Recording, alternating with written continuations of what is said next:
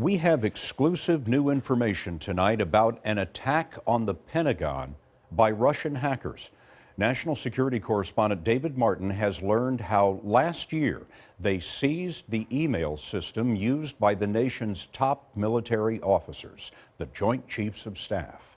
Then Chairman of the Joint Chiefs, Martin Dempsey, was alerted to the attack by an early morning phone call from the director of the National Security Agency, Admiral Mike Rogers. Now retired, Dempsey told CBS News the attack was proceeding at an alarming speed. Within an hour, hackers had seized control of the unclassified email system used by the Pentagon's Joint Staff, the organization of some 3,500 military officers and civilians who work for the chairman.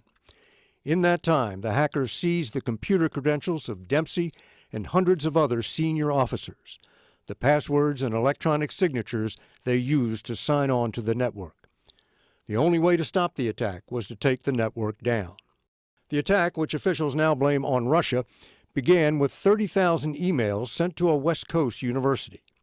Of those 30,000, 4 were forwarded to members of the Joint Staff, and 1 was opened, allowing the hackers in. Since it was an unclassified network, the attack had no real intelligence value.